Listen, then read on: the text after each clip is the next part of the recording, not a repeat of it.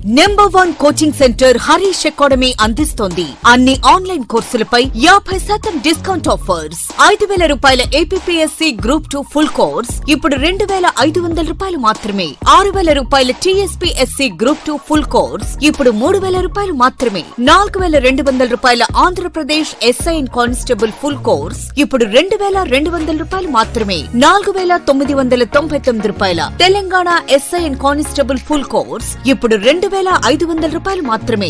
Individual కోర్సులపై కూడా 50% discount కలదు. ఈ ఆఫర్ జూలై 5 నుండి జూలై 10 వరకు మాత్రమే. బంపర్ ఆఫర్ మిస్ చేసుకోకండి. లెజెండరీ ఫ్యాకల్టీచే ఖచ్చితంగా జాబ్ సాధించే విధంగా రూపొందించబడిన ఆన్లైన్ క్లాసెస్. వెంటనే గూగుల్ ప్లే స్టోర్ నుండి Harish the best academy app ని డౌన్లోడ్ చేసుకోండి. విజయం సాధించండి. Harish the best academy. Phone 8341116915.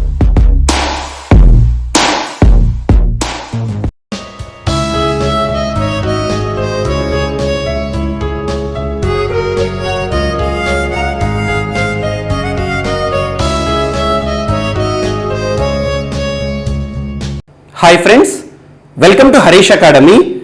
ఈరోజు వార్తలు నిలిచిన జాతీయ, అంతర్జాతీయ, రాష్ట్రీయ అంశాల గురించి, వార్తలు నిలిచిన వ్యక్తులు, అవార్డులు, పుస్తకాలు, మరి క్రీడా సంబంధిత సమాచారం, ఒక్కొక్క అంశాన్ని వివరంగా తెలుసుకుందాం. ఈరోజు మన ఫస్ట్ టాపిక్ వచ్చేసి వరల్డ్స్ టాలెస్ట్ శాండ్ క్యాస్టిల్ సంబంధిత అంశంతో డెన్మార్క్ దేశం ప్రత్యేకంగా వార్తలు నిలిచింది. వరల్డ్స్ టాలెస్ట్ శాండ్ క్యాస్టిల్ అంటున్నాను.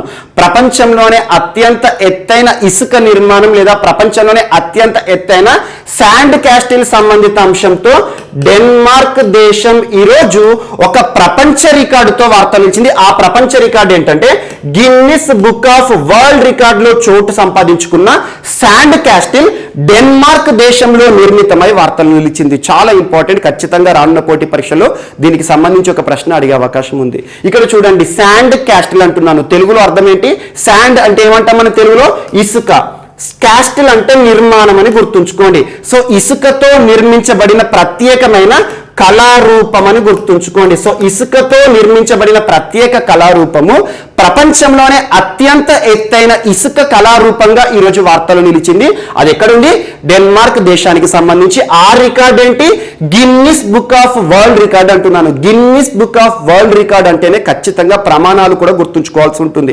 ఈరోజు చూడండి, ప్రపంచంలోనే అత్యంత ఎత్తైన ఇసుకతో నిర్మించబడిన కళారూపం డెన్మార్క్ అంటున్నాను. మరి ప్రపంచంలోనే అత్యంత ఎత్తైన అంటున్నాను కాబట్టి దీని యొక్క ఎత్తు తెలుసుకోవాల్సి ఉంటుంది. దీని యొక్క ఎత్తు ఎంత అంటే 21.16 మీటర్స్. ప్రపంచంలోనే అత్యంత ఎత్తైన శాండ్ క్యాస్టిల్ యొక్క ఎత్తు ఎంత అన్నారు అనుకోండి పోటీ పరీక్షలో, దీన్ని ఖచ్చితంగా రాయాల్సి ఉంటుంది. ఎందుకంటే Guinness book of world record అంటేనే డిఫరెంట్ కేటగిరీస్ కి సంబంధించిన రికార్డ్స్ ఉంటాయి. ఎగ్జాంపుల్, వరల్డ్స్ ఫాస్టెస్ట్ రన్నర్ అన్నారు అనుకోండి, ఆటోమేటిక్ గా ఎంత తక్కువ సమయంలో తను ఉరికి రికార్డు సృష్టించారు. ఇలాంటి అంశాలు గుర్తుంచుకోండి. ఎగ్జాంపుల్ చూడండి, నిన్నటి క్లాస్ లో మనం బిగ్ జాక్ అనే ఒక ప్రత్యేక గుర్రం గురించి చర్చించుకున్నాం. Guinness book of world record లో చోటు సంపాదించుకున్న ఒక గుర్రం మరణం అని చెప్పేసి నిన్నటి క్లాస్ లో మీకు చెప్పాను. సో ఆ గుర్రానికి సంబంధించి దానికి సంబంధించిన మెజర్మెంట్స్ ఏవైతే ఉంటాయో, ఎత్తు కానివ్వండి, బరువు కానివ్వండి, అవన్నీ చెప్పాను. సో అలా ప్రపంచంలోనే ఎత్తైన అనే అంశం వార్తలు ఇచ్చింది కాబట్టి దీని యొక్క ఎత్తు గుర్తుంచుకోండి. అండ్ ఇంకొక అంశం, మరి ఇప్పటి వరకు ప్రపంచంలోనే అత్యంత ఎత్తైన లేదా వరల్డ్స్ టాలెస్ట్ శాండ్ క్యాస్టిల్ ఈ రికార్డు ఏ దేశానికి సంబంధించిన నిర్మాణం పైన ఉంది అంటే జర్మనీకి సంబంధించి. సో జర్మనీ దేశంలో 2019 సంవత్సరంలో ఇసుకతో నిర్మించబడిన కళారూపం ఏదైతే ఉంటుందో అది ఇప్పటి వరకు గిన్నిస్ బుక్ ఆఫ్ వరల్డ్ రికార్డులో ప్రపంచంలోనే అత్యంత ఎత్తైన శాండ్ క్యాస్టిల్ గా ఉంది. దాని యొక్క రికార్డును బ్రేక్ చేసింది ఈ రోజు డెన్మార్క్ దేశమే గుర్తుంచుకోండి. మరియు జర్మనీ దేశానికి సంబంధించి ఆ ఇసుక కళారూపం ఉంటుంది కదా, దాని యొక్క ఎత్తు ఎంత అంటే 17.66 అని గుర్తుంచుకోండి. 17.66 మీటర్స్ ఎత్తైన ఇసుక కళారూపం, ఇసుకతో నిర్మించబడిన కళారూపం ఏదైతే ఉంటుందో 2019 సంవత్సరంలో జర్మనీ దేశంలో నిర్మించిన కళారూపం ఉంది కదా, దాని పేరిట ఉన్న రికార్డును ఈరోజు డెన్మార్క్ దేశంలో నిర్మించబడిన ఈ ఇసుక కళారూపం ప్రత్యేకంగా సొంతం చేసుకోవడం జరిగింది. అండ్ గుర్తుంచుకోండి, ఇక్కడ డెన్మార్క్ దేశం అంటున్నాను కాబట్టి డెన్మార్క్ దేశంలోని ఒక విలేజ్ పేరు గుర్తుంచుకోండి, బ్లోకస్. బ్లోకస్, పేరు గుర్తుంచుకోండి. బ్లోకస్ అనే విలేజ్ ఇటీవల వార్తలు నిలిచింది. ఏ దేశానికి సంబంధించి అంటే డెన్మార్క్ దేశానికి సంబంధించి. ఇది బీచ్ విలేజ్. బీచ్ అంటే ఏంటి? ఇసుక, ముఖ్యంగా సముద్రపు ఒడ్డున ఉండే ప్రాంతం ఉంటుంది కదా, దాన్ని బీచ్ అంటాం. అలా బీచ్ ప్రాంతంగా ఉండే ఒక విలేజ్. ఈ విలేజ్ లో ఇటీవల ఆర్కిటెక్ట్లు, శాండ్ ఆర్కిటెక్ట్లు ఉంటారు కదా, ఆర్కిటెక్ట్ అంటేనే నిర్మాణ రంగానికి సంబంధించిన వ్యక్తుల గురించి మనం చెప్తాము. సో అలా శాండ్ ఆర్కిటెక్ట్లు ఏం చేశారంటే ఈ బ్లోకస్ విలేజ్ లో, ఈ సీషోర్ సైడ్ ఉన్న విలేజ్ లో ఒక ఇసుక నిర్మాణాన్ని నిర్మించడం జరిగింది. ఇదేంటంటే ఆల్మోస్ట్ ట్రయాంగిల్ షేప్ లో నిర్మించడం జరిగింది. ఇసుక అంటేనే చూడండి, ఇసుకకు ఏది అడిటివ్ యాడ్ చేయలేదు అనుకోండి, ఆటోమేటిక్ గా ఆగిపోతుంది. మనం చిన్నప్పుడు ఇసుకతో గూళ్ళు నిర్మించే వాళ్ళం, కొద్దిగా అయితే వెంటనే పడిపోతుంది.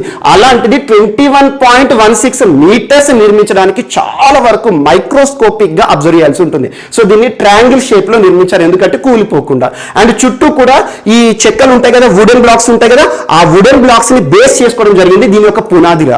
అలా నిర్మించబడిన ప్రత్యేకమైన ఇసుక నిర్మాణం ఏదైతే ఉంటుందో ప్రపంచంలోనే అత్యంత ఎత్తైన శాండ్ క్యాస్టిల్ గా ఈరోజు వార్త నిలిచింది. Guinness book of world record లో చోటు సంపాదించుకోవడం జరిగింది.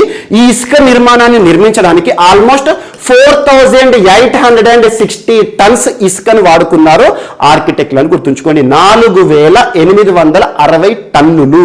ఇది ఒకటి ఇంపార్టెంట్. అండ్ దీనికి సంబంధించిన రికార్డ్స్ ఏవైతే ఉంటాయో, ఏ దేశానికి సంబంధించిన రికార్డు చెరిపేసి ఈరోజు డెన్మార్క్ దేశం వార్తలు ఇచ్చింది. ఇవన్నీ కూడా గుర్తుంచుకోండి. అండ్ డెన్మార్క్ దేశం అంటేనే పాల పరిశ్రమ గుర్తుకు రావాలి. పాల పరిశ్రమకు సంబంధించి ఇటీవల కొన్ని రాష్ట్రాలు, భారతదేశంలోని రాష్ట్రాలు డెన్మార్క్ దేశంతో ఒప్పందం కుదుర్చుకోవడం మనం చూసాము. అండ్ లాస్ట్ ఇయర్ కరోనా విపత్కర పరిస్థితిలో డెన్మార్క్ దేశంలో మింక్ అనే ఒక చిన్న జీవి, మింక్ ర్యాబిట్స్ లాగా ఉంటాయి, మింక్ అనే జీవులను చంపేసి కూడా డెన్మార్క్ దేశం వార్తలు నిలిచింది. అండ్ డెన్మార్క్ అంటే ఎక్కువగా సూచీల్లో కూడా టాప్ ప్లేస్ లో నిలుస్తుంది. టాప్ 5 ఏ సూచి వార్తలు ఇచ్చినా డెన్మార్క్ టాప్ ప్లేస్ లో నిలుస్తుంది. అలాంటి దేశం డెన్మార్క్ దేశంలోని బ్లోకస్ విలేజ్ లో నిర్మించబడిన శాండ్ క్యాస్టిల్ ప్రపంచంలోనే అత్యంత ఎత్తైన శాండ్ క్యాస్టిల్ గా ప్రత్యేకంగా వార్తలు నిలిచింది. అండ్ నెక్స్ట్ ఈరోజు అంటార్కిటికాకి సంబంధించి, సో అంటార్కిటికా ఉంటుంది కదా, సో ఐస్ ఖండం మొత్తం కూడా, అంటార్కిటికా అంటేనే మంచు ఖండం. సో అలా అంటార్కిటికాలో గుర్తించబడిన నూతన మొక్క రకం వార్తలు నిలిచింది. ఒక ప్లాంట్ వెరైటీ అంటార్కిటికాలో. మరి అంటార్కిటికాలో మొక్కకి సంబంధించి మనం ఎందుకు చర్చించుకోవాలంటే ఈరోజు భారతదేశం వార్తలు నిలిచింది. భారతదేశానికి సంబంధించిన శాస్త్రవేత్తలు Punjab central varsity, Punjab central university ఉంది కదా పంజాబ్ రాష్ట్రానికి సంబంధించి, పంజాబ్ సెంట్రల్ వర్సిటీ శాస్త్రవేత్తలు అంటార్కిటికా మంచు ఖండంలో ఇటీవల ఒక నూతన మొక్క, ఇది నాచు మొక్క, నాచు అంటే మన దగ్గర పాకురు అంటాం చూడండి, గ్రీనిష్ కలర్ లో ఉంటుంది, ఒక నాచు మొక్క రకాన్ని గుర్తించడం జరిగింది. దానికి ఏమని పేరు పెట్టారంటే బ్రయం భారతీనిసెస్. సో బ్రయం భారతీనిసెస్ అని గుర్తుంచుకోండి. బ్రయం భారతీనిసెస్ ఇటీవల వార్తలు నిలిచింది. దేనికి సంబంధించింది? అది మొక్కనా, జీవ, కీటకమా, ఇలా అడుగుతారు. ఒక మొక్కను గుర్తుంచుకోండి, నాచు మొక్క అని గుర్తుంచుకోండి. అంటార్కిటికా మంచు ఖండం ఉంటుంది, మంచు మొత్తం మంచుతో కప్పబడింది. అంటార్కిటికా అంటేనే మంచు గుర్తుకు రావాలి. అంతేందుకు, అంటార్కిటికాలో ఇండియన్ స్టేషన్ ఉంది, భారతీ స్టేషన్. ఇండియాకి సంబంధించిన శాస్త్రవేత్తలు అక్కడ ప్రయోగాలు చేస్తారంటారు. ముఖ్యంగా అంటార్కిటికా ఖండంలో ఒక్కొక్క దేశం ఒక్కొక్క స్టేషన్ నిర్మించుకుంది. అంటార్కిటికా ఖండంలో భారతదేశానికి సంబంధించిన స్టేషన్ పేరు ఏంటి అంటే భారతి అంటే సరస్వతి మాత, సరస్వతి దేవి పేరు అని గుర్తుంచుకోండి. అలా అంటార్కిటికాలో గుర్తించబడిన మొక్కకు సరస్వతి మాత పేరు పెట్టడం జరిగింది. అంటార్కిటికా అంటేనే భారతి అనే పదాన్ని మీరు లింక్ చేసుకోండి. ఎప్పుడు భారతి అనే పదం వార్తలు ఇచ్చినా కూడా అంటార్కిటికా ఖండానికి అని గుర్తుంచుకోండి. సో అలా అంటార్కిటికా మంచు ఖండంలోని మార్స్మన్ హిల్స్ అని గుర్తుంచుకోండి.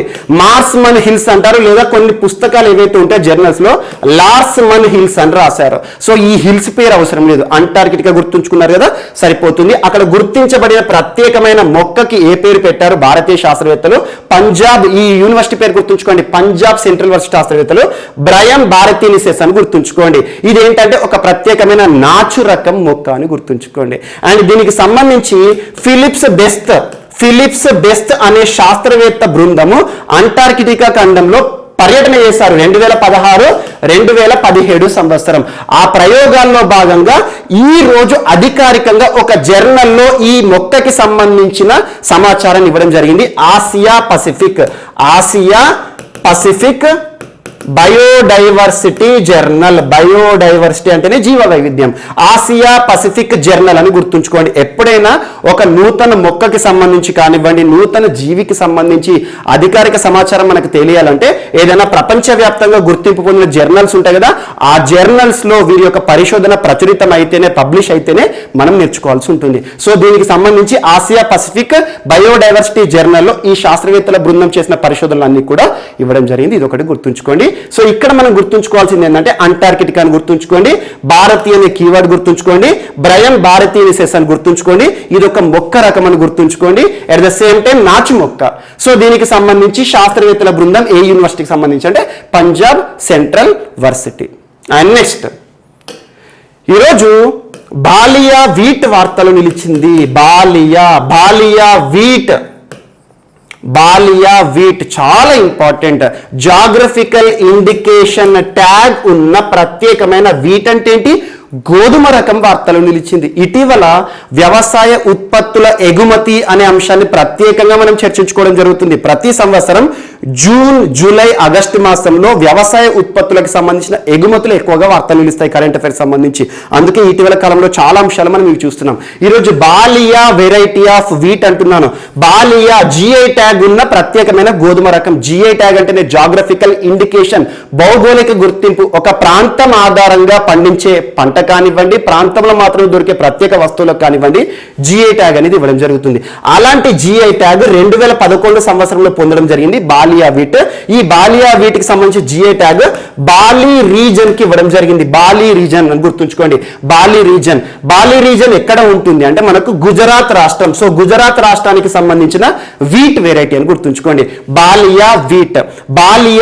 బాలి రీజన్ అంటే ఏంటంటే ఇక్కడ ముఖ్యంగా కొన్ని ప్రాంతాలు ఖేడా, మనం ఖేడా సత్యాగ్రహం అని చూస్తాం చరిత్రలో. ఖేడా కానివ్వండి, సురేంద్ర నగర్, భావనగర్ అండ్ ముఖ్యంగా అహ్మదాబాద్, ఈ సిటీస్ లో రైతులు ఎక్కువగా పండించే గోధుమ రకం ఏంటంటే బాలియా వీట్. ఈ బాలియా వీట్ యొక్క ప్రత్యేకత ఏంటంటే ఇందులో రిచ్ ప్రోటీన్స్ ఉంటాయి. ప్రోటీన్ చాలా ఎక్కువగా ఉంటాయి. ప్రోటీన్స్ మన శరీరానికి కావాలి. మాంసకృత్తులు అంటాం. ప్రోటీన్స్ కోసం మనం ఎక్కువ కందిపప్పు కానివ్వండి, నాన్ వెజిటేరియన్స్ నాన్ వెజ్ తీసుకుంటారు, మటన్. అలా ప్రోటీన్స్ ఎక్కువగా ఉంటాయి ఈ వీట్లో. అండ్ దీని యొక్క గోధుమలు ఏవైతే ఉంటాయి ఇవి స్వీట్ టేస్ట్ ఎక్కువగా ఉంటుంది. మనకు చపాతీలు కొన్ని చూడండి, కొన్ని ఆటాతో చేస్తే, కొన్ని పిండులతో తయారు చేస్తే చపాతీ అనేది టేస్ట్ ఉంటుంది. అదే కొన్ని పిండులు ఏవైతే వాడతాం మనం, కొన్ని టేస్ట్ అనేది ఈజీగా ఉంటుంది, స్వీట్నెస్ అనేది చూస్తాం. అలా ప్రత్యేకమైన స్వీట్నెస్ ఉంటుంది, unique taste. At the same time దీనిలో ఉండే క్యాలరిఫిక్ వాల్యూస్ కానివ్వండి, at the same time protein values కానివ్వండి ఎక్కువగా ఉంటాయి. అలాంటి బాలియా వీట్ ఏ రాష్ట్రానికి సంబంధించింది అంటే గుజరాత్ రాష్ట్రానికి సంబంధించి జిఐ ట్యాగ్ గుర్తుంచుకోండి. బాలి రీజియన్ లో మాత్రమే పండించే ఒక వీట్ వెరైటీ. ఈ రోజు ఎందుకు వార్త నిలిచింది అంటే ఈ బాలియా వీట్ రకం ఏదైతే ఉంటుందో దీన్ని శ్రీలంకకి, కెన్యా దేశానికి ఎగుమతి చేయడం జరుగుతుంది. అపెడా అనే సంస్థ చాలా ఇంపార్టెంట్. అపెడా తరచూ చెప్తున్నాను, నిన్నటి క్లాస్లో కూడా మనం చర్చించుకోవడం జరిగింది. మిశ్రీ వెరైటీ, ఇక్కడ కొన్ని అంశాలు గుర్తుంచుకోండి. సో నిన్నటి క్లాస్లో మిశ్రీ చెర్రీస్ అని చెప్పాను. మిశ్రీ చెర్రీస్ అనగానే దుబాయ్కి ఎగుమతి అవుతున్నాయి కదా. మిశ్రీ చెర్రీస్ అనగానే ఏ ప్రాంతం గుర్తుకు రావాలి? జమ్మూ కాశ్మీర్లోని శ్రీనగర్లో పండించే ప్రత్యేకమైన చెర్రీ పండ్లు ఉంటాయి కదా, మిశ్రీ చెర్రీస్. పోటీ పరీక్షలు అడుగుతారు. ఇటీవల వార్తలు ఇచ్చిన మిశ్రీ చెర్రీస్ ఏ ప్రాంతానికి సంబంధించినవి లేదా ఏ కేంద్రపాలిత ప్రాంతానికి సంబంధించినవి, ఏ రాష్ట్రానికి సంబంధించినవి అంటారు. అండ్ ఇటీవల వార్తలు నిలిచిన బర్మిస్ గ్రేప్స్ అనగానే ఏ రాష్ట్రం గుర్తుకు రావాలి? అస్సాం రాష్ట్రం గుర్తుకు రావాలి. అండ్ ఇటీవల కమలం పండు లేదా డ్రాగన్ ఫ్రూట్ వార్త నిలిచింది. మహారాష్ట్రకి సంబంధించి టడసార్ అనే ఒక ప్రాంతంలో పండించిన డ్రాగన్ ఫ్రూట్ ఎగుమతి అవుతూ వార్త నిలిచింది, దుబాయ్ దేశానికి ఎగుమతి అవుతూ. అండ్ ఇటీవల గోల్వాడ్ సపోటా వార్తలు నిలిచింది. గోల్వాడ్ సపోటా అనగానే మహారాష్ట్ర గుర్తుకు రావాలి. షాహీ లిచీ పండ్లు ఉంటాయి కదా మన దగ్గర, లిచీ డ్రింక్, అవన్నీ సింథటిక్ డ్రింక్స్ అవన్నీ కూడా. So lychee fruits, Shahi lychee అనగానే ఏ రాష్ట్రం గుర్తుకు రావాలి? బీహార్ రాష్ట్రం. అండ్ బీహార్ రాష్ట్రం అనగానే ఇటీవల జర్దాలు మ్యాంగో వార్తలు నిలిచింది. జర్దాలు మ్యాంగో. అండ్ ఇటీవల వెస్ట్ బెంగాల్ రాష్ట్రానికి సంబంధించి Kirsapati mangoes, Lakshman Bagh mangoes. And ఇటీవల ఉత్తరాఖండ్ రాష్ట్రానికి సంబంధించి ఆర్గానిక్ మిల్లెట్స్ ఎగుమతి అని చెప్పాను, డెన్మార్క్ దేశానికి సంబంధించి. అండ్ అస్సాం రాష్ట్రానికి సంబంధించి ఒక ప్రత్యేకమైన వరి రకం చెప్పాను, Baodhan variety of rice, red rice, iron rich rice. ఏ రాష్ట్రానికి సంబంధించి అంటే అస్సాం రాష్ట్రానికి సంబంధించి. అండ్ ఇటీవల విలేజ్ రైస్ అనే ఒక ప్రత్యేకమైన అంశాన్ని చెప్పాను, తమిళనాడు రాష్ట్రానికి సంబంధించి. సో ఇవన్నీ వ్యవసాయ ఉత్పత్తులు. ఈ రోజు కూడా గోధుమ రకం వార్తలు నిలిచింది. ఇది ఎక్కడికి ఎగుమతి అవుతుంది? శ్రీలంక, కెన్యా దేశానికి ఎగుమతి కావడం జరుగుతుంది. వ్యవసాయ ఉత్పత్తులోని అంశాన్ని మనం ఇంకొక 1 month వరకు కొన్ని ఇంపార్టెన్స్ ఏవైతే ఉంటే వాటి గురించి చర్చించుకోవడం జరుగుతుంది. ఏవంటే ఇవి ఏ ప్రాంతానికి సంబంధించింది, ఏ ప్రాంతానికి సంబంధించి జాగ్రఫికల్ ఇండికేషన్. ఇప్పుడు మనం చర్చించుకున్న వాటిలో ఆల్మోస్ట్ అన్ని కూడా దాదాపు జాగ్రఫికల్ ఇండికేషన్ ట్యాగ్ ఉన్నది కాబట్టి చెప్తున్నాను. ఈ జాగ్రఫికల్ ఇండికేషన్ ట్యాగ్ ఉంది కాబట్టి పోటీ పరీక్షలు అడుగుతారు. గోల్వాడ్ సపోటా ఏ రాష్ట్రానికి సంబంధించి అంటారు, ఖచ్చితంగా అడుగుతారు. వార్తలు నిలిచింది కాబట్టి ఏ దేశానికి ఎగుమతి అవుతూ వార్తలు నిలిచింది అంటారు. సో అలా ఈ రోజు బాలియా వీట్ ప్రత్యేకంగా వార్తలు నిలిచింది. బాలియా వీట్ అనగానే గుజరాత్ రాష్ట్రం గుర్తుకు రావాలి, బాలి రీజన్ గుర్తుకు రావాలి. ఆ బాలి రీజన్ లోని జిల్లాల పేరు కూడా మీకు చెప్పాను. అండ్ నెక్స్ట్, సో ఈరోజు మన నెక్స్ట్ టాపిక్ వచ్చేసి వార్తల్లో నిలిచిన ప్రత్యేక పులుల సంరక్షణ కేంద్రం. ఒక పులుల సంరక్షణ కేంద్రం ఈరోజు ప్రత్యేకంగా వార్తలు నిలిచింది.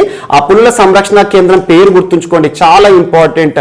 నవేగావ్ నగ్జీరా. ఇటీవల వార్తలో నిలిచిన Navegaon Nagzira tiger reserve. Tiger reserve అంటున్నాను. టైగర్ రిజర్వ్ అంటే ఏంటి? పులుల సంరక్షణ కేంద్రం. ఇటీవల వార్తలు నిలిచిన నవేగావ్ నగ్జీరా టైగర్ రిజర్వ్ ఏ రాష్ట్రంలో ఉంది అంటారు రానున్న పోటీ పరీక్షల్లో? మహారాష్ట్ర. చాలా ఇంపార్టెంట్. పోటీ పరీక్షలకు ప్రిపేర్ అవుతున్న ప్రతి ఒక్క అభ్యర్థి వార్తలు నిలుస్తున్న వన్యప్రాణి క్షేత్రాలు ఏవైతే ఉంటాయో, వన్యప్రాణి సంరక్షణ కేంద్రాలు ఏవైతే ఉంటాయో వాటిపైన ప్రత్యేక శ్రద్ధ చూపండి. వార్తలు నిలుస్తున్న టైగర్ రిజర్వ్ల పైన కానివ్వండి, నేషనల్ పార్కుల పైన కానివ్వండి, వైల్డ్ లైఫ్ శాంక్చురీస్ పైన కానివ్వండి, వాటి యొక్క లొకేషన్ పైన అండ్ ప్రత్యేకత పైన అసలు ఎందుకు వార్తలు నిలిచాయి, ఇలాంటి అంశాలపైన ప్రత్యేకంగా ప్రశ్నలు అడిగే అవకాశం ఉంటుంది జాగ్రఫీ సబ్జెక్ట్ నుండి. ఈరోజు నవేగావ్ నగ్జీరా టైగర్ రిజర్వ్ ఏ రాష్ట్రంలో ఉంది? మహారాష్ట్రలో ఉంది. మనందరికీ తెలుసు టైగర్ రిజర్వ్స్ ని ఎవరు గుర్తింపిస్తారు? భారతదేశంలో టైగర్ రిజర్వ్స్ ని గుర్తించే అధికారం ఎవరికి ఉంది? ఏ సంస్థకు ఉంది? National tiger conservation authority, NTCA. నిన్నటి క్లాస్ లో కూడా చెప్పాను. ఎన్టీసీఏ అనగానే 2005 సంవత్సరం గుర్తుకు రావాలి. 2005 సంవత్సరంలో భారతదేశంలో ఏర్పాటైన ఒక జాతీయ సంస్థ, పులుల సంరక్షణ కోసం ఏర్పాటైన జాతీయ సంస్థ నేషనల్ టైగర్ కన్జర్వేషన్ అథారిటీ 2013 సంవత్సరంలో మహారాష్ట్రలోని నవేగావ్ నగ్జీరా అనే ఒక ప్రాంతాన్ని టైగర్ రిజర్వ్ గా గుర్తించడం జరిగింది. దేశంలో గుర్తింపు పొందిన 46వ tiger రిజర్వే Navegaon Nagzira tiger reserve. ఇక్కడ ఇంకొక ప్రశ్న నిన్నటి క్లాస్ లో చెప్పాను. ప్రస్తుతం దేశంలో ఎన్ని పులుల సంరక్షణ కేంద్రాలు, ఎన్ని టైగర్ రిజర్వ్స్ ఉన్నాయి అంటే మనకు 52 ఉన్నాయి. సో అలా 52వ టైగర్ రిజర్వ్ ఈ వారంలోనే 2 సార్లు మనం చర్చించుకున్నాం. రామ్గఢ్ విష్దారి పులుల సంరక్షణ కేంద్రం, రామ్గఢ్ విష్దారి టైగర్ రిజర్వ్ అనేది ఏ రాష్ట్రం గుర్తుకు రావాలి? రాజస్థాన్. అలా ప్రస్తుతం 52 ఉంటే దేశంలో గుర్తింపు పొందిన 46వ టైగర్ రిజర్వ్ మహారాష్ట్రలోని 6వ టైగర్ రిజర్వ్ పేరు. మహారాష్ట్రలో 6 ఉన్నాయి టైగర్ రిజర్వ్స్, అందులో ఒకటి నవేగావ్ నగ్జీరా టైగర్ రిజర్వ్. ఈ రోజు ప్రత్యేకంగా వార్తలు నిలిచింది. ఎందుకు వార్తలు నిలిచింది అంటే ఇటీవల ఈ టైగర్ రిజర్వ్ సంబంధించి కొంతమంది ఫారెస్ట్ అధికారులు ఒక ప్రత్యేకమైన లెపర్డ్ ఆనవాలను గుర్తించడం జరిగింది. లెపర్డ్ అంటున్నాను, ఆ లెపర్డ్ పేరు గుర్తుంచుకోండి, మెలనిస్టిక్ లెపర్డ్.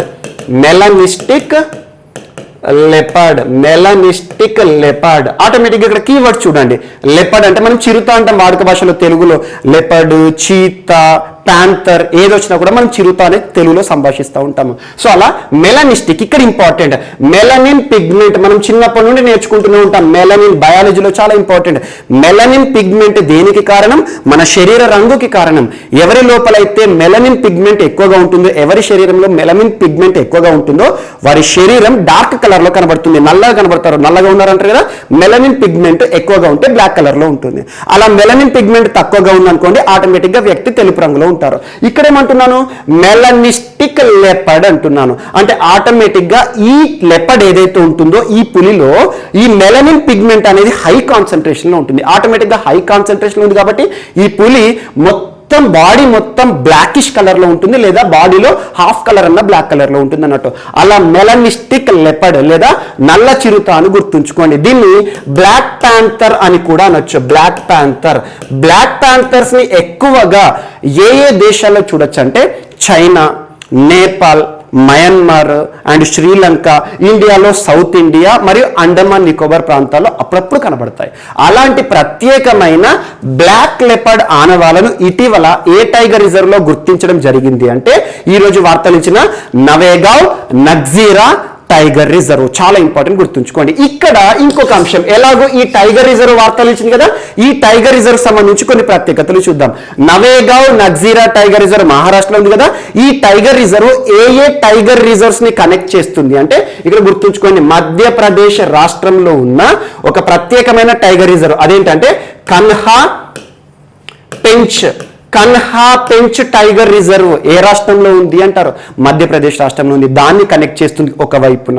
అండ్ ఇంకొకటి తడోబా అందేరి, చాలా మంది మీరు సందర్శించి ఉంటారు. తడోబా అందేరి అద్భుతమైన పులులకి సంబంధించి పర్యటన చేయాలి, పులులను లైవ్ గా చూడాలి అంటే ఇక్కడ ఓపెన్ టాప్ జీబులు ఉంటాయి, వెళ్ళొచ్చు ఎవరైనా కూడా. తడోబా అందేరి ఏ రాష్ట్రంలో ఉంది, మహారాష్ట్రలో ఉంది. తెలంగాణ బార్డర్ దాటగానే మహారాష్ట్ర ఎంటర్ అయిన తర్వాత ఈ తడోబా అందేరిని మనం చూడొచ్చు. సో అలా తడోబా అందేరి మహారాష్ట్ర ఈ టైగర్ రిజర్వ్ ని కూడా కనెక్ట్ చేస్తుంది. అండ్ ఇంకొకటి ఇంద్రావతి టైగర్ రిజర్వ్ అనగానే ఛత్తీస్గఢ్ రాష్ట్రం గుర్తుకు రావాలి. ఈ 3 టైగర్ రిజర్వ్స్ ని కనెక్ట్ చేసే ఒక tiger రిజర్వే Navegaon Nagzira tiger reserve ఈరోజు ప్రత్యేకంగా వార్తలు నిలిచింది. ఇక్కడ సివిల్ స్టాండర్డ్ లో ప్రశ్న అడగాలంటే ఎలా అడుగుతారంటే, ఇటీవల వార్తలు నిలిచిన నవేగావ్ నగ్జీరా టైగర్ రిజర్వ్ ఈ క్రింది వాటిలో ఏ టైగర్ రిజర్వ్స్ తో కనెక్షన్ ఉంటుంది అంటే ఈ 3 గుర్తుంచుకోండి. కనెక్షన్ లేని వాటిని మనం గుర్తిస్తే సరిపోతుంది.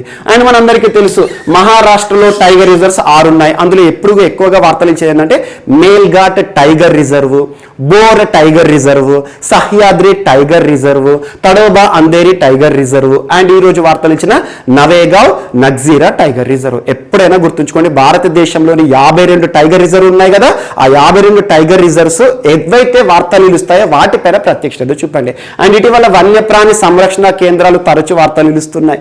గుండి నేషనల్ పార్క్ జాతీయ పార్క్ ఏ రాష్ట్రము, తమిళనాడు రాష్ట్రము. చాలా ఇంపార్టెంట్. రెప్టైల్స్ పార్క్ కు ప్రత్యేకత. రెప్టైల్స్ అంటే సరీసృపాలు, మొసళ్ళు, పాములకు సంబంధించి వార్తలు నిలిచింది. అండ్ నిన్నటి క్లాస్ లో మనం చూసాం తిల్లారి టైగర్ రిజర్వ్ అని చెప్పాను. తిల్లారి టైగర్ రిజర్వ్ వార్తలు నిలిచింది. నిన్నటి క్లాస్ లో మనం చూసాం ఏ రాష్ట్రంలో ఉంది, మనకు మహారాష్ట్రలో ఉంది. తిల్లారి కన్జర్వేషన్ సైట్, యాక్చువల్గా టైగర్ రిజర్వ్ కాదు, తిల్లారి కన్జర్వేషన్ రిజర్వ్ ఏ రాష్ట్రం అంటే మహారాష్ట్ర అని గుర్తుంచుకోండి.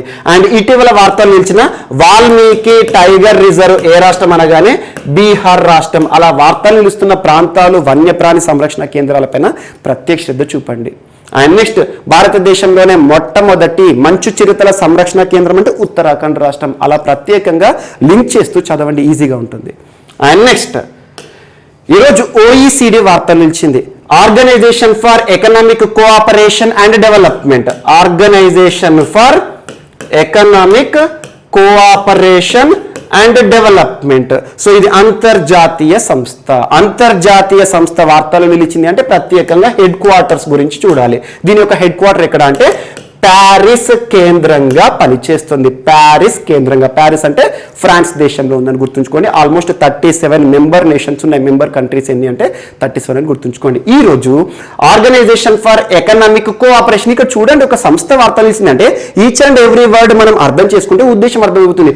ఒక ఆర్గనైజేషన్, ఒక సంస్థ, అంతర్జాతీయ సంస్థ, ఎందుకోసము ఎకనామిక్ కోఆపరేషన్ మరియు డెవలప్మెంట్ కోసం ప్రపంచ దేశాల మధ్య సహకారం ఏర్పాటు చేయడానికి ఏర్పాటైన సంస్థ. ఈ రోజు ఈ సంస్థ ఆర్గనైజేషన్ ఓఈసిడి ఎంప్లాయీ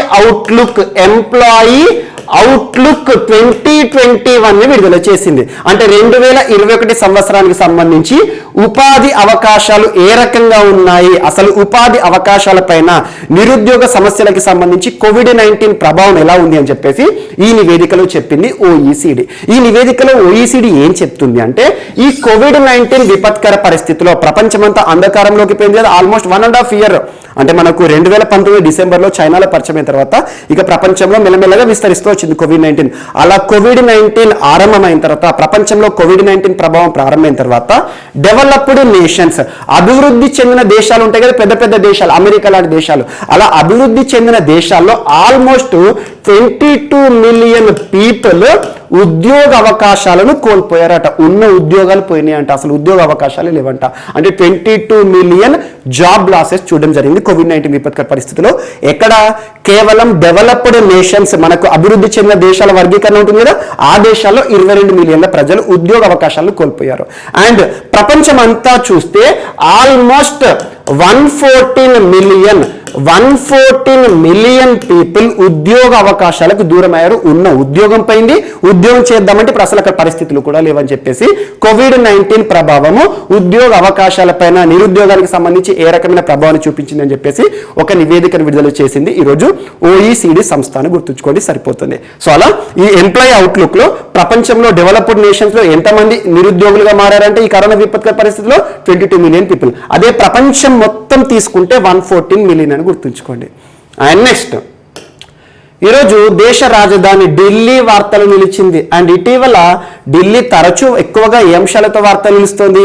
వాతావరణ సమస్యలను ఎదుర్కొంటూ, పర్యావరణ కాలుష్యము, అండ్ ప్రపంచ నివేదికల్లో ఇటీవల చూసాము ప్రపంచంలో రాజధానుల విషయానికి వస్తే అత్యంత కాలుష్య రాజధాని అంటే Delhi, most polluted capital in the world అంటే ఢిల్లీ. ఇటీవల IQAir రిపోర్ట్ మనం చూసాము. అలాంటి ఢిల్లీకి సంబంధించి ఈరోజు గ్రీన్ పీస్ అనే ఒక స్వచ్ఛంద సంస్థ, గ్రీన్ పీస్ సంస్థ ఒక నివేదికను విడుదల చేయడం జరిగింది. గ్రీన్ పీస్ ఇంటర్నేషనల్ అంటాం. యాక్చువల్గా గ్రీన్ పీస్ ఇంటర్నేషనల్ అంటే మనకు ఆమ్స్టర్డామ్, నెదర్లాండ్స్ గుర్తుకు రావాలి దీని యొక్క హెడ్ క్వార్టర్. కానీ గ్రీన్ పీస్ ఇండియా సంస్థ అంటే ఇండియాలో పనిచేస్తున్న గ్రీన్ పీస్ సంస్థ, ఒక NGO, ఒక స్వచ్ఛంద సంస్థ ఒక నివేదికను విడుదల చేసింది. గ్రీన్ పీస్ ఇండియా ఎక్కడుంది? భారతదేశంలో గ్రీన్ పీస్ కి సంబంధించి ఒకే ఒక ఆఫీస్ ఉంది, బెంగళూరులో ఉంది. సో గ్రీన్ పీస్ ఇండియా సంస్థ ఒక నివేదికను విడుదల చేసింది కాలుష్యానికి సంబంధించి. గడిచిన ఏప్రిల్ మాసం నుండి ఈ సంవత్సరం 2021 ఏప్రిల్ మాసం వరకు, అంటే 1 ఇయర్ స్పాన్ కదా, ఈ 1 ఇయర్ కాలంలో దేశ రాజధాని ఢిల్లీలో 125% NO2 కాన్సన్ట్రేషన్ లో పెరుగుదల చూడడం జరిగిందట. NO2 అంటున్న నైట్రోజన్ డయాక్సైడ్ కానివ్వండి, CO2 కార్బన్ డయాక్సైడ్ కానివ్వండి, చాలా డేంజర్ పర్యావరణానికి, చాలా వరకు గ్రీన్ హౌస్ గ్యాసెస్ ఇవన్నీ కూడా.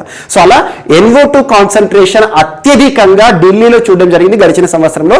అంటే గడిచిన సంవత్సరం 2020 రిపోర్ట్లో ఎంతైతే ఉందో అందులో 125% ఎక్కువగా నైట్రోజన్ డయాక్సైడ్ పెరుగుదలను చూడడం జరిగింది.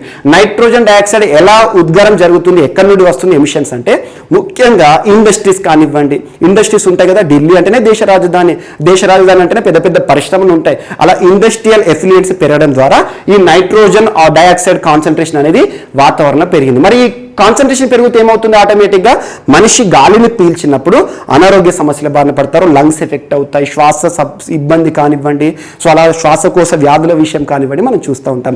అలా NO2 కాన్సన్ట్రేషన్ అత్యధికంగా పెరుగుదల ఇటీవల ఏ ప్రాంతంలో చూడడం జరిగిందంటే Delhi. And second Chennai city 94%, ఆ తర్వాత బెంగళూరు సిటీ, ఇవన్నీ ఉన్నాయి. కానీ ఢిల్లీ అని గుర్తుంచుకోండి. అందుకే ఢిల్లీకి సంబంధించి చూడండి, ఢిల్లీకి సంబంధించిన పర్యావరణ పరిస్థితులకి కారణం, ఈ కాలుష్యానికి కారణం ఢిల్లీ మాత్రమే కాదు. దేశ రాజధాని ఢిల్లీలో వెహికల్స్ ఎలాగో ఎక్కువగా ఉంటాయి, కానీ ఢిల్లీతో పాటు చుట్టుపక్కల రాష్ట్రాలు ఉంటాయి కదా, పంజాబ్, హర్యానా, ఉత్తరప్రదేశ్, రాజస్థాన్, ఈ రాష్ట్రంలో ప్యాడీ స్టబ్లు ఉంటుంది కదా, పంట చెత్త, క్రాప్ రెసిడ్యూస్ ని కాల్చివేయడం ద్వారా కూడా ఢిల్లీ మొత్తం కూడా పర్యావరణ కాలుష్యానికి కారణమవుతుంది. ఇది ఒకటి ఇంపార్టెంట్. దానిపైన అధ్యయనం చేయడానికి ఇటీవల సుప్రీంకోర్టు మదన్ బి లోకూర్ గారి ఆధ్వర్యంలో, ఒక న్యాయమూర్తి ఆధ్వర్యంలో ఒక కమిటీని, ఏకసభ్య కమిటీని వేసింది, తర్వాత రద్దు చేయడం జరిగింది. అలా కాలుష్య పరిస్థితులను దృష్టిలో ఉంచుకొని ఇటీవల ఢిల్లీ ప్రభుత్వము రెడ్ లైట్ ఆన్, గాడి ఆఫ్ అనే ఒక ప్రత్యేక అవగాహన కార్యక్రమం, స్విచ్ ఢిల్లీ క్యాంపెయిన్ అంటే ఎలక్ట్రిక్ వాహనాలకు ప్రాధాన్యత ఇచ్చే ప్రత్యేక అవగాహన కార్యక్రమం, అండ్ యుద్ధ ప్రదూషణకి విరుద్ధ గ్రీన్ ఢిల్లీ యాప్, ఇలాంటి అంశాలతో తరచూ ఢిల్లీ వార్తలు నిలుస్తుంది. సో కాలుష్యానికి సంబంధించి ఒక నివేదిక ఈరోజు వార్తలు ఇచ్చింది గ్రీన్ పీస్ ఇంటర్నేషనల్ సంస్థ. నివేదిక ఆధారంగా గడిచిన సంవత్సరంతో పోలిస్తే ఈ సంవత్సరము ఢిల్లీలో NO2 కాన్సన్ట్రేషన్ గడిచిన సంవత్సరంతో పోలిస్తే 125% పెరుగుదలను చూడడం జరిగిందట. కాన్సన్ట్రేషన్ అంటే ఏంటంటే గాలిలో, మనం పీల్చుకునే గాలిలో నైట్రోజన్ ఆక్సైడ్ ఎక్కువగా ఉంటుంది అన్నట్టు. అండ్ ఇటీవల అమ్మోనియా కాన్సన్ట్రేషన్ పెరుగుదల, ఢిల్లీకి సంబంధించి మనకు తాజ్మహల్ గుర్తుకొస్తుంది కదా, తాజ్మహల్ పక్కన యమునా రివర్ ఉంటుంది కదా, యమునా నదిలో ఆ నీటిలో అమ్మోనియా కాన్సన్ట్రేషన్ పెరుగుతుంది అని చెప్పేసి నేషనల్ గ్రీన్ ట్రిబ్యునల్ తరచూ వాదిస్తూనే ఉంది. ఇలాంటి అంశాలపైన ప్రత్యక్షత చూపండి. ఎన్విరాన్మెంట్ రిలేటెడ్ టాపిక్స్ నుండి ప్రశ్నలు అడుగుతారు. అండ్ నెక్స్ట్, ఈరోజు కేరళ రాష్ట్రం వార్తలు నిలిచింది. కేరళ రాష్ట్ర ప్రభుత్వం ఏమని అనౌన్స్ చేసిందంటే, రాష్ట్రంలో over the top OTT platforms అంటాం కదా, మనందరికీ సుపరిచితం. ప్రస్తుతం ఈ కరోనా చాలా కొత్త విషయాలను మనకు పరిచయం చేసింది. ఆన్లైన్ ఎడ్యుకేషన్ కానివ్వండి, ఓటీటీ ప్లాట్ఫామ్స్ లో సినిమాలు రిలీజ్ అవ్వడం, సినిమాలన్నింటినీ ఇంట్లో కూర్చొని చూడడం. ఓటీటీ ప్లాట్ఫామ్స్ ప్రస్తుతం 100 కొద్ది ఉన్నాయి. ఎక్కువగా అమెజాన్, నెట్ఫ్లిక్స్ చాలా గుర్తింపు పొందాయి అన్నట్టు. సో అలాంటి ఓటీటీ అంటే over the top OTT platform అంటే ఏంటంటే ఇంటర్నెట్ సౌకర్యం ఉంటే చాలు ఏవైనా ప్రోగ్రామ్స్ మనం ఓటీటీ ప్లాట్ఫామ్ లో చూడొచ్చు. అలా కేరళ రాష్ట్ర ప్రభుత్వం ఏం చెప్తుంది అంటే, ప్రస్తుతం వివక్షని దృష్టిలో ఉంచుకొని సొంతగా రాష్ట్ర ప్రభుత్వమే ఓటీటీ ప్లాట్ఫామ్ ని లాంచ్ చేయనుందట ఈ రానున్న నవంబర్ మాసంలో. చాలా ఇంపార్టెంట్. ఇటీవల భారతదేశంలోని ఏ రాష్ట్ర ప్రభుత్వము సొంత ఓటీటీ ప్లాట్ఫామ్ ని ఏర్పాటు చేసి రాష్ట్రంలో ఎవరైనా ఫిల్మ్ మేకర్స్ కి ప్రత్యేక ప్రోత్సాహం ఇవ్వాలని చెప్పేసి వార్త నిలిచిందంటే కేరళ రాష్ట్ర ప్రభుత్వం. ఎందుకు అంటే ఇటీవల వివక్ష అని చెప్పాను. ఎక్కువగా ఓటీటీ ప్లాట్ఫామ్స్ లో మీరు చూడండి, ఆహానే కావచ్చు, అమెజాన్ ప్రైమే కావచ్చు, నెట్ఫ్లిక్సే కావచ్చు, ఎక్కువగా మలయాళ సినిమాలు మాత్రమే కనబడతాయి ఓటీటీ ప్లాట్ఫామ్లో. మలయాళంలో తక్కువ బడ్జెట్తో మంచి స్టోరీతో సినిమా చేస్తారు.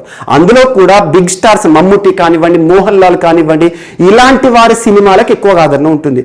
అలా ఓటీటీ ప్లాట్ఫామ్స్, పెద్ద ప్లాట్ఫామ్స్లో ఈ మలయాళం సినిమాని కొనుగోలు చేయడం ద్వారా చిన్న ఫిల్మ్ మేకర్స్ ఉంటారు కదా, చిన్న సినిమాలు మంచి కథ ఉన్నప్పటికీ కూడా ఈ పెద్ద ప్లాట్ఫామ్స్ అమెజాన్ ప్రైమ్ కానివ్వండి, ఆహా కానివ్వండి, నెట్ఫ్లిక్స్ కానివ్వండి, చిన్న సినిమా నిర్మాతల నుండి సినిమాలు కొనుక్కోవట్లేదు. ఆటోమేటిక్గా వారి సినిమాలు ఎక్కడ రిలీజ్ కావాలి, ఇలాంటి వివక్ష చూడడం జరుగుతుంది. అందరికీ కూడా అవకాశాలు ఉండాలని చెప్పేసి రాష్ట్ర ప్రభుత్వమే సొంతంగా ఓటీటీ ప్లాట్ఫామ్ ని ఏర్పాటు చేసి రాష్ట్రంలో ఫిల్మ్ మేకర్స్ అందరికీ కూడా సీరియళ్ళకి కానివ్వండి, ఫిల్మ్ మేకర్స్ సినిమాలు తీసేవారందరూ కూడా ప్రోత్సహిస్తా అని చెప్పేసి ప్రకటించడం జరిగింది.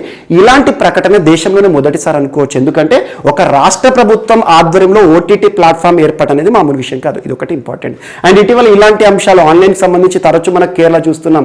కేరళ రాష్ట్రానికి సంబంధించి ఇటీవల ఫస్ట్ బెల్ లేదా కైట్ విక్టర్స్ దేశంలోనే మొట్టమొదటిసారి ఆన్లైన్ ఎడ్యుకేషన్ ని ప్రభుత్వమే ప్రారంభించింది. కేరళ రాష్ట్రం లాస్ట్ ఇయర్ అకాడమిక్ ఇయర్ లోనే ఫస్ట్ బెల్ అని పిలిచిన, కైట్ విక్టర్స్ అని పిలిచిన కేరళ రాష్ట్రానికి సంబంధించి ఆన్లైన్ ఎడ్యుకేషన్. అండ్ ఇటీవల కేరళ రాష్ట్రం వినూత్న అంశాలతో వార్త నిలుస్తుంది. స్మార్ట్ కిచెన్ స్కీమ్, ముఖ్యంగా మహిళలకు సంబంధించి వారి యొక్క వంటగది ఉంటుంది కదా, వంటగదిని మోడర్నైజ్ చేయడానికి, ఆధునీకరణ చేయడానికి ప్రత్యేకమైన రుణాలను ఇస్తున్న రాష్ట్రము కేరళ రాష్ట్రము. అండ్ ఇటీవల స్నేక్ క్యాచర్స్ ఉంటాయి కదా, పాములు పట్టే వారికి శిక్షణలు ఇస్తున్న రాష్ట్రం ఏకైక రాష్ట్రము. దేశంలోనే మొట్టమొదటి సోలార్ ట్రైన్ కేరళ రాష్ట్రము. అండ్ ఇటీవల నమత్ బసై గిరిజనులందరికీ గిరిజన భాషలోనే విద్యాభ్యాసం అందిస్తున్న రాష్ట్రము. అండ్ మత్స్యకారుల కోసం పరివర్తన ప్రోగ్రాము. కేరళ కర్షక క్షేమ నిధి బోర్డు, రాష్ట్రంలో రైతులు ఉంటారు కదా, రైతులందరికీ సంబంధించిన పథకాలన్నీ కూడా ఒకే అంబ్రెల్లా కిందకి తీసుకొచ్చారు. కేరళ కర్షక క్షేమ నిధి బోర్డు చాలా ఇంపార్టెంట్, దాని గురించి మనం చూసాము. అండ్ జిఎస్టీపై సెస్ విధించిన ఏకైక రాష్ట్రము. అండ్ ప్రకృతికి సంబంధించి ఇటీవల చాలా విపత్తులను మనం చూస్తున్నాం కేరళ రాష్ట్రానికి సంబంధించి. అలా కేరళ రాష్ట్రము ఓటీటీ ప్లాట్ఫామ్ ఏర్పాటుతో వార్త నిలిచింది. అండ్ ఇక్కడ ఇంకొక అంశం ఈరోజు కేరళకు సంబంధించి వార్త నిలిచింది. అదేంటంటే జికా వైరస్ కేసు. కేరళ రాష్ట్రంలో మొట్టమొదటి జికా వైరస్ కేసు నిన్నటి రోజున గుర్తించడం జరిగింది. కేరళ హెల్త్ డిపార్ట్మెంట్ దీనికి సంబంధించి అధికారిక ప్రకటన చేసింది. రాష్ట్ర చరిత్రలో మొట్టమొదటి జికా వైరస్ కేసు అంటున్నాను. జికా వ్యాధికి సంబంధించి వైరల్ డిసీజ్, మనకు బయాలజీలో వైరల్ డిసీజ్ ఏంటి, బ్యాక్టీరియల్ డిసీజెస్ ఏంటి, ప్రోటోజోన్ డిసీజెస్ ఏంటి, ఫంగల్ డిసీజెస్ ఏంటి, క్లాసిఫికేషన్ చూడండి. సో జికా అనేది వైరస్ కారణం ద్వారా వచ్చే ఒక వ్యాధి అనుకోండి.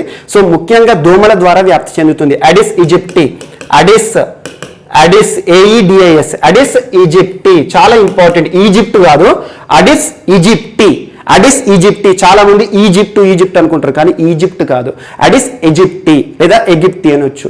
అడిస్ ఎగిప్టి మస్కిటో ద్వారా ఈ వ్యాధి వ్యాప్తి చెందుతుంది. ఇది ఒకటి ఇంపార్టెంట్. కేరళ రాష్ట్రంలో మొట్టమొదటి జికా వైరస్ కేసు నిన్నటి రోజున నమోదైందని చెప్పేసి రాష్ట్ర ప్రభుత్వం, రాష్ట్ర హెల్త్ డిపార్ట్మెంట్ ప్రకటన చేసింది. ఇది కూడా ఇక్కడ యాడ్ చేసుకోండి. And next, so health related ఒక అంశం ఈరోజు వార్త నిలిచింది. సో ఇటీవల మనం చూసాం కేంద్ర మంత్రి మండలికి సంబంధించి పునర్వ్యవస్థీకరణ, మంత్రి మండలి కొత్త మంత్రులు అందరూ రావడం జరిగింది. ఆల్మోస్ట్ మొత్తం కేంద్ర ప్రభుత్వంలో 77 మంత్రుల ప్రమాణ స్వీకారం. ప్రస్తుతం 77 మంత్రులు కాదు, కొత్తగా 43 మంది చేశారు. సో ప్రస్తుతం కేంద్ర మంత్రి మండలిలో సభ్యులు ఎంతమంది అంటే 77 మంది. అండ్ ఇన్ని క్లాసులో చెప్పారు మీకు 91st కాన్స్టిట్యూషనల్ అమెండ్మెంట్ 2003 సంవత్సరం ప్రత్యేకత ఖచ్చితంగా చూడండి. 91st కాన్స్టిట్యూషనల్ అమెండ్మెంట్ మంత్రి మండలికి సంబంధించి రానున్న పోటీ పరీక్షలో పాలిటీ రిలేటెడ్గా ప్రశ్న అడుగుతారు. రాష్ట్రాలకు కేంద్రానికి అమలయ్యే ఒక ప్రత్యేకమైన రాజ్యాంగ సవరణ. సో ఈ రోజు కొత్త మంత్రి నిన్నటి రోజున ప్రమాణ స్వీకారం చేశారు. నిన్న బాధ్యతలను స్వీకరించిన ఆరోగ్య శాఖ మంత్రి, ministry of health and family welfare. మొన్నటి వరకు మనం హర్షవర్ధన్ గారు అని చర్చించుకోవడం జరిగింది. సో ప్రస్తుతం కొత్త మంత్రి, కొత్త కేంద్ర ఆరోగ్య మంత్రిత్వ శాఖకి మన్సుఖ్ మాండవీయ గారు మొన్నటి రోజున ప్రమాణ స్వీకారం చేశారు. నిన్నటి రోజున బాధ్యతల స్వీకరణ కూడా చేయడం జరిగింది. అంతకుముందు ministry of shipping, ports, water ways ఉండే, ముఖ్యంగా ఓడరేవుల శాఖ మంత్రి అన్నట్టు అంతకుముందు. సో ఈ రోజు నుండి మంత్రిగా చూడడం జరిగింది ఆరోగ్య మంత్రిత్వ శాఖ. నిన్నటి రోజున క్యాబినెట్ మీటింగ్ జరిగింది ప్రధానమంత్రి ఆధ్వర్యంలో. ఆ క్యాబినెట్ మీటింగ్ లో ఈ మంత్రి మండలి ఏదైతే ఉంటుందో ఈ మంత్రిత్వ శాఖ ప్రత్యేకంగా వార్తలు ఇచ్చింది. ఎందుకంటే ప్రస్తుతం కోవిడ్-19 రిలేటెడ్ ఇష్యూస్ అన్ని కూడా ఈ మంత్రిత్వ శాఖకు సంబంధించింది కదా. సో కోవిడ్ ఎమర్జెన్సీ కింద మంత్రి మండలి సమావేశంలో 23,123 కోట్ల రూపాయలను కేటాయించింది కేంద్ర ప్రభుత్వాన్ని. గుర్తుంచుకోండి, ఇదొకటి ఇంపార్టెంట్.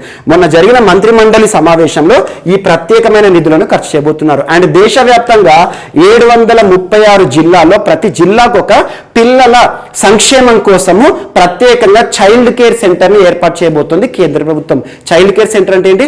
3వ దశ పిల్లలపైన ఎక్కువగా ఇంపాక్ట్ చూడబోతోంది అని చెప్పేసి చాలా మంది ప్రకటిస్తున్నారు. ఇలాంటి పరిస్థితుల్లో దేశంలో అన్ని జిల్లాకు ఒక ప్రత్యేకమైన చిల్డ్రన్ హాస్పిటల్ ని ఏర్పాటు చేయబోతున్నామని చెప్పేసి మంత్రి గారు చెప్పడం జరిగింది, మన్సుఖ్ మాండవీయ గారు. ఎట్ ద సేమ్ టైం దేశంలోని ప్రతి జిల్లా పరిధిలో 10,000 లీటర్ల ఆక్సిజన్ నిల్వకి సంబంధించి ప్రత్యేకమైన సౌకర్యాలను ఏర్పాటు చేస్తారంట. అలా కొన్ని అంశాలు ఈ మంత్రి మండలికి సంబంధించి మొన్న క్యాబినెట్ మీటింగ్ లో తీసుకున్న నిర్ణయాలు ఈ మంత్రిత్వ శాఖ వార్తలు ఇచ్చింది ministry of health and family welfare అని గుర్తుంచుకోండి. కోవిడ్ ఎమర్జెన్సీ కింద ఎంత మొత్తంలో కేంద్ర ప్రభుత్వం ప్రకటించింది అంటే 23,123 కోట్ల రూపాయలు. దీన్ని కోవిడ్-19 కోసం నిర్వహణ కోసం ఖర్చు చేయబోతున్నారు మంత్రి గారు అని గుర్తుంచుకోండి, మంత్రిత్వ శాఖను గుర్తుంచుకోండి. అండ్ నెక్స్ట్ ఈరోజు వార్తలు నిలిచిన సిలంబం అనే ఒక martial arts, silambam martial arts చాలా ఇంపార్టెంట్. సిలంబం మార్షల్ ఆర్ట్స్ గురించి కూడా ఈరోజు జాతీయ పత్రికల్లో రాయడం జరిగింది. ఎప్పుడైనా గుర్తుంచుకోండి, Hindu, Times of India, Indian Express, Mint ఇలాంటి పేపర్లు ఎక్కువ చూడండి. ఇక ఎన్విరాన్మెంట్ రిలేటెడ్ అంటే డౌన్ టు ఎర్త్ చాలా బాగుంటుంది. సో ఇలాంటి వెబ్సైట్స్ ఎక్కువగా చూడండి. ఎక్కువగా మన తెలుగులో కొన్ని వెబ్సైట్స్ నుండి ఇన్ఫర్మేషన్ తీసుకుంటే మనకు సంపూర్ణంగా ఉండదు. కరెంట్ అఫైర్స్ అనేది అన్ని రకాల కోణాల నుండి ప్రశ్నలు అడుగుతారు. ఈరోజు సిలంబం అనే ఒక మార్షల్ ఆర్ట్స్ వార్త నిలిచింది. ఇటీవల సిలంబం మార్షల్ ఆర్ట్స్ ప్రత్యేకంగా చారిత్రక మార్షల్ ఆర్ట్స్. ఇది చారిత్రక మార్షల్ ఆర్ట్స్ ఏ రాష్ట్రానికి సంబంధించింది అంటారు? తమిళనాడు రాష్ట్రం. సో తమిళనాడు రాష్ట్ర చరిత్రలో, రాష్ట్ర సంస్కృతిలో ఒక ప్రత్యేకమైన మార్షల్ ఆర్ట్స్ సిలంబం. ఇక్కడ సిలం అంటే ఏంటంటే సో సిలం అంటే ఏంటంటే మౌంటైన్. BAM అంటే ఏంటంటే ముఖ్యంగా ఒక స్టిక్ అని గుర్తుంచుకోండి. మౌంటైన్ అండ్ స్టిక్, కర్ర చేతిలో పట్టుకొని దాదాపు ఉవ్వెత్తున ఎగురుతూ చేసే ఒక ప్రత్యేకమైన మార్షల్ ఆర్ట్స్. మార్షల్ ఆర్ట్స్ అంటే ఏంటంటే ఒక విన్యాసం, ఫైటింగ్ కి సంబంధించింది అన్నట్టు. మనకు చాలా రాష్ట్రాల్లో మార్షల్ ఆర్ట్స్ ప్రత్యేకంగా ఉంటాయి. ఎగ్జాంపుల్ కలరిపై అట్టు కానివ్వండి, కలరియ పట్టు అంటే మనం కలరిపై అట్టు అన్నా పర్లేదు. సో కేరళ రాష్ట్రం అనగానే కలరియ పట్టు. ఇటీవల ప్రత్యేకంగా చూసాం, కేంద్ర క్రీడా మంత్రిత్వ శాఖ కలరియ పట్టుని ప్రత్యేకంగా క్రీడల హోదా ఇవ్వడం జరిగింది. 4 క్రీడలు. అందులో మీకు ఇటీవల గట్కా అని మార్షల్ ఆర్ట్స్ గురించి చెప్పాను. గట్కా మార్షల్ ఆర్ట్స్ ఇటీవల వార్తలు నిలిచింది. ఏ రాష్ట్ర సంస్కృతిలో భాగం అంటే పంజాబ్ రాష్ట్రము. అండ్ తంగుతా మార్షల్ ఆర్ట్స్ వార్తలు నిలిచింది. ఏ రాష్ట్రానికి సంబంధించి అంటే ఈశాన్య రాష్ట్రమైన మణిపూర్కి సంబంధించి. అలా ఒక్కొక్క రాష్ట్రం. ముష్టి యుద్ధ అంటాం. ముష్టి యుద్ధ మార్షల్ ఆర్ట్స్ ఏ రాష్ట్ర సంస్కృతిలో భాగం, చరిత్రలో భాగం అంటే ఉత్తరప్రదేశ్ రాష్ట్రానికి సంబంధించి. అండ్ పైకా మార్షల్ ఆర్ట్స్ ఏ రాష్ట్రానికి సంబంధించి, ఏ రాష్ట్ర చరిత్ర సంస్కృతిలో భాగం అంటే ఒడిషా రాష్ట్రానికి సంబంధించి. అండ్ చోలియా మార్షల్ ఆర్ట్స్ ఏ రాష్ట్ర సంస్కృతిలో భాగం అంటే ఉత్తరాఖండ్ రాష్ట్రానికి సంబంధించి. ఒక్కొక్క రాష్ట్ర సంస్కృతిలో, చరిత్రలో కీలకమైన మార్షల్ ఆర్ట్స్ అనేది ఉంటుంది. అలా సిలంబం మార్షల్ ఆర్ట్స్ అనేది తమిళనాడు చరిత్రలో ప్రత్యేకమైన ఒక మార్షల్ ఆర్ట్స్ అంటే ఫైటింగ్ అన్నట్టు. సో దీని యొక్క ప్రత్యేకత ఏంటంటే ఒకరు ఏం చేస్తారంటే కర్రను చేతిలో పట్టుకుంటారు, ఇంకొకరు ఏం చేస్తారంటే హార్న్స్ ఆఫ్ డీర్, మనకి డీర్ ఉంటుంది కదా, జింక కొమ్ములు ఉంటాయి కదా, జింక కొమ్ములతో చేసిన ఒక ఆయుధాల లాంటి నిర్మాణంలో ఒక వ్యక్తి పట్టుకుంటారు, ఒక కర్రతో కొడతా ఉంటే ఈ వీటితో ఆపుతారు అన్నట్టు. అలా సిలంబం అనేది ఎందుకు ప్రత్యేకంగా వార్తలు ఇచ్చిందంటే ఇటీవల సింగపూర్ ప్రభుత్వము మైగ్రేటెడ్ లేబర్స్ ఉంటారు కదా, సింగపూర్ దేశంలో మైగ్రేటెడ్ లేబర్స్ అందరూ ఉంటారు కదా, వివిధ దేశాల నుండి వచ్చిన మైగ్రేటెడ్ లేబర్స్ ఉంటారు కదా, వారికి సంబంధించి ఒక కాంపిటీషన్ పెట్టింది. అలాంటి కాంపిటీషన్ లో మన భారతదేశం నుండి ఒక మైగ్రేటెడ్ లేబర్, తన పేరు కూడా గుర్తుంచుకోండి, గణేశన్ అనే మైగ్రేటెడ్ లేబర్ సింగపూర్ ప్రభుత్వం నుండి ఈ మైగ్రేటెడ్ లేబర్స్ కి సంబంధించి కాంపిటీషన్ లో టాప్ ప్రైజ్ గెలుచుకుంటూ వర్తనించారు. తను చేసిన పర్ఫార్మెన్స్ ఏంటంటే సిలంబం మార్షల్ ఆర్ట్స్. చాలా ఇంపార్టెంట్, ఇలా ఎలివేట్ అవుతుంది టాపిక్ ఏదైనా. సో ఈరోజు సింగపూర్ లో ఇండియా చరిత్రలో భాగమైన, తమిళనాడు చరిత్రలో భాగమైన చాలా పురాతనమైన మార్షల్ ఆర్ట్స్ వార్తలిచ్చింది. ఒక్క విషయాన్ని గుర్తుంచుకోండి, ఇక రానున్న మన్ కీ బాత్ కార్యక్రమం ఉంటుంది కదా, ప్రధానమంత్రి నరేంద్ర మోదీ గారు ఎవ్రీ మంత్ ఎండ్ మనకి సండే ఉంటుంది కదా, చివరి ఆదివారం రోజు చర్చించడంలో ఈసారి ఖచ్చితంగా ఈ సిలంబం మార్షల్ ఆర్ట్స్ గురించి మాట్లాడబోతారు. చూడండి, ఎందుకంటే ఇలాంటి అంశాలు మనం ముందుగా చూస్తున్నాం. సో అలా సిలంబం మార్షల్ ఆర్ట్ ఇదే వార్తలిచ్చింది. ఏ రాష్ట్రానికి సంబంధించి అంటే తమిళనాడు. ఖచ్చితంగా రానున్న పోటీ పరీక్షలో దీనికి సంబంధించిన ఒక ప్రశ్న అడుగుతారు. అండ్ దాంతోపాటు ఇందాక మీకు చెప్పిన చోలియా మార్షల్ ఆర్ట్స్, ఇవన్నీ ఫైటింగ్ గేమ్స్ ఏవైతే చెప్పానో వాటన్నిటి గురించి చూడండి. తంగుతా, గట్కా, చోలియా, పైకా, ముష్టి యుద్ధ, సిలంబం, ఇవన్నీ మార్షల్ ఆర్ట్స్. అలా ఒక్కొక్క రాష్ట్రానికి సంబంధించి ప్రత్యేక మార్షల్ ఆర్ట్స్ ఉంటాయి. అలా చూడండి, కలరిపయట్టు అంటే మనకు కేరళకి సంబంధించిన మార్షల్ ఆర్ట్స్ ఇటీవల వార్తలు నిలుస్తుంది. సో అలా సిలంబం మార్షల్ ఆర్ట్స్ ఈరోజు ప్రత్యేకంగా వార్తలు ఇచ్చింది. సింగపూర్ దేశంలో మన భారతీయుడు దీన్ని ప్రదర్శన చేయడం ద్వారా, ఇదొకటి ఇంపార్టెంట్. అండ్ నెక్స్ట్ వార్తల్లో వ్యక్తులు. సో ఈరోజు మన నెక్స్ట్ టాపిక్ వచ్చేసి వార్తల్లో వ్యక్తులు. ఈరోజు వార్తలు నిలిచిన ఫస్ట్ పర్సన్ వీరభద్ర సింగ్ గారు. వీరభద్ర సింగ్ చాలా ఇంపార్టెంట్ పర్సన్, దేశవ్యాప్తంగా గుర్తింపు ఉన్న వ్యక్తి వీరభద్ర సింగ్ గారు. రాజకీయ ప్రముఖులు, కాంగ్రెస్ సీనియర్ నేత. ఖచ్చితంగా రానున్న పోటీ పరీక్షల్లో తనకి సంబంధించి ఒక ప్రశ్న అడుగుతారు. ఇటీవల మరణిస్తూ వార్తలు నిలిచిన వీరభద్ర సింగ్ గారు ఏ రాష్ట్ర మాజీ ముఖ్యమంత్రి అంటారు? హిమాచల్ ప్రదేశ్ రాష్ట్ర మాజీ ముఖ్యమంత్రి. ఒక్క మాటలో చెప్పాలంటే హిమాచల్ ప్రదేశ్ రాష్ట్ర చరిత్రలో లాంగెస్ట్ సర్వ్డ్ సీఎం అంటే అత్యధిక కాలం ముఖ్యమంత్రిగా విధులు నిర్వర్తించిన వ్యక్తి వీరభద్ర సింగ్ గారు. ఇటీవల కరోనా మహమ్మారి బారిన పడడం జరిగింది. గడిచిన ఏప్రిల్ మాసంలో కరోనా నుండి కోలుకున్న తర్వాత పోస్ట్ కోవిడ్ కాంప్లికేషన్స్ తో నిన్నటి రోజున గుండెపోటు సంభవించి మరణిస్తూ వార్తలు నిలిచారు. సో హిమాచల్ ప్రదేశ్ రాష్ట్ర చరిత్రలోనే అత్యధిక కాలం సీఎం గా విధులు నిర్వర్తించిన వ్యక్తి అంటున్నాను. ఆల్మోస్ట్ 6 times 6 సార్లు రాష్ట్రానికి ముఖ్యమంత్రిగా విధులు నిర్వర్తించిన వ్యక్తి వీరభద్ర సింగ్ గారు. కాంగ్రెస్ పార్టీకి సంబంధించిన వ్యక్తి, కాంగ్రెస్ సీనియర్ నేత.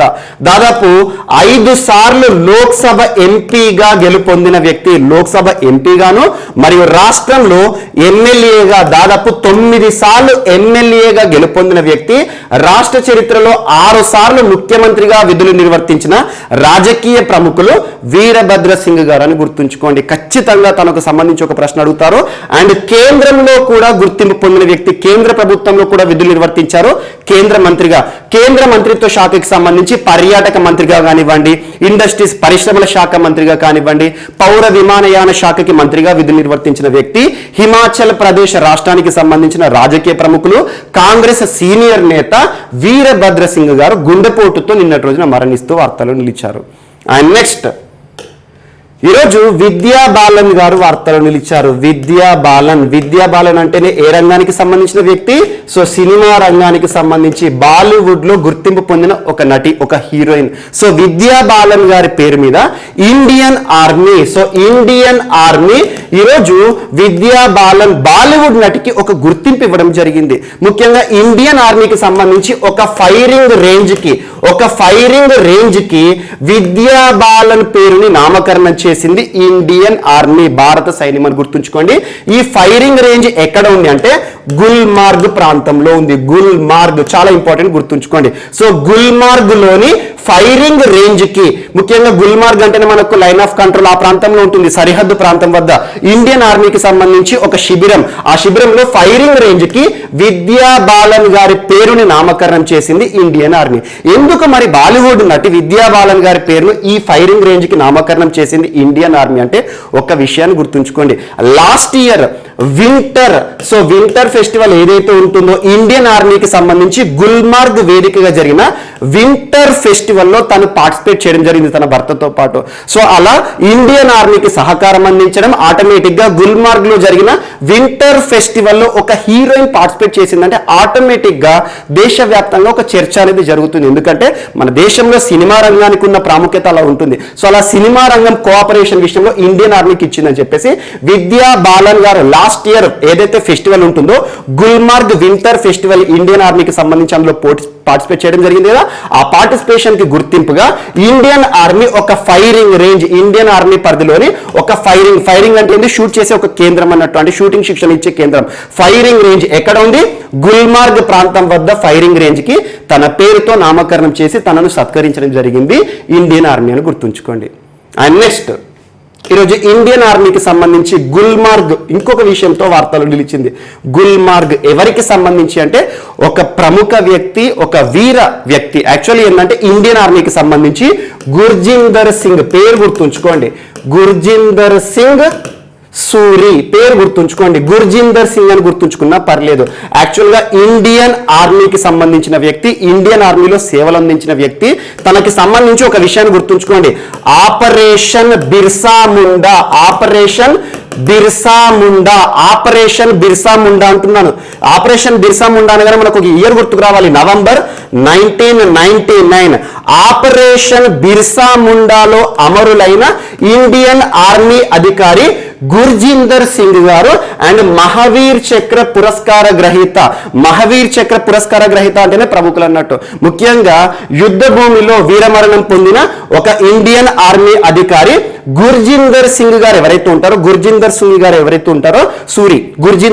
సూరి గారి పేరుతో ఒక మెమోరియల్ ని ఏర్పాటు చేసింది ఇండియన్ ఆర్మీ. ఎక్కడ అంటే గుల్మార్గ్ అని గుర్తుంచుకోండి. ఎప్పుడైనా ఇండియన్ ఆర్మీ అనగానే ఎక్కువగా ఆపరేషన్స్ గురించి మనం చూస్తూ ఉంటాము.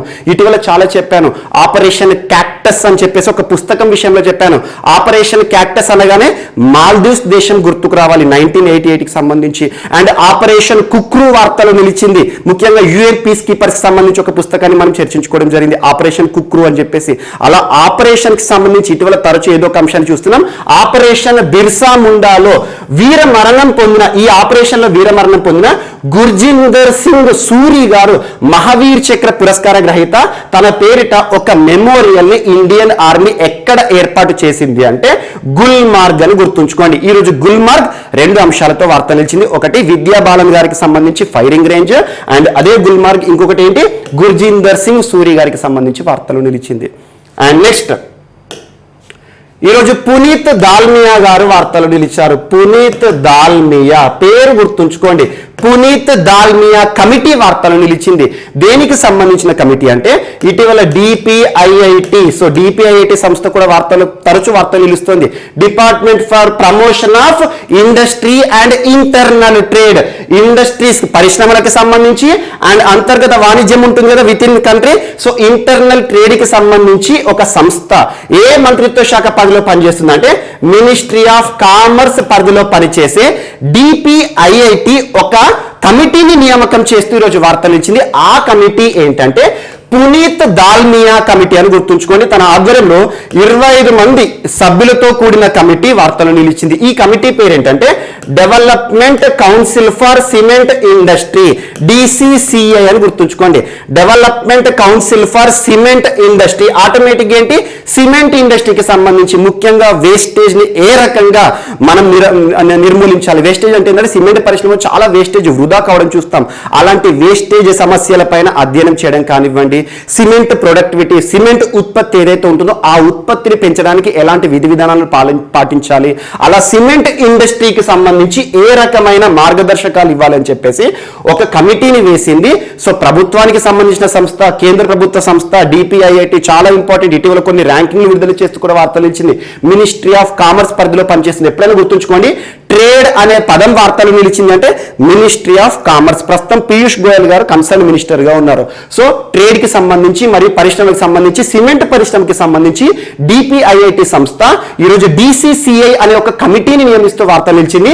ఆ కమిటీ పేరు, కమిటీకి సంబంధించి ఏ వ్యక్తి ఆధ్వర్యంలో అంటే పునీత్ దాల్మియా అని గుర్తుంచుకొని, పునీత్ దాల్మియా గారి ఆధ్వర్యంలో ఆల్మోస్ట్ 25 మెంబర్స్ తో కూడిన కమిటీ.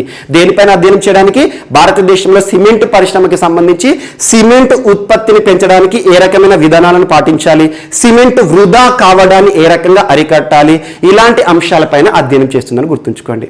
అండ్ నెక్స్ట్, ఈరోజు కుమార్ రామ్సే గారు వార్తలు నిలిచారు. కుమార్ రామ్సే యాక్చువల్ గా బాలీవుడ్ చలనచిత్ర పరిశ్రమలో రామ్సే బ్రదర్స్ చాలా ఫేమస్. ముఖ్యంగా 1970, 1980 ఈ 10 ఇయర్స్, ఈ డికేడ్ ఏదైతే ఉంటుందో ఈ 10 ఇయర్స్ టైంలో చాలా గుర్తింపు పొందిన వ్యక్తి. ఈ డికేడ్ అంటే ఈ దశాబ్ద కాలంలో ఎలా అంటే బాలీవుడ్ చిత్ర పరిశ్రమలో ఎక్కువగా హర్రర్ మూవీస్ తీసేవాళ్ళు, అంటే horror movie producers Ramsay brothers.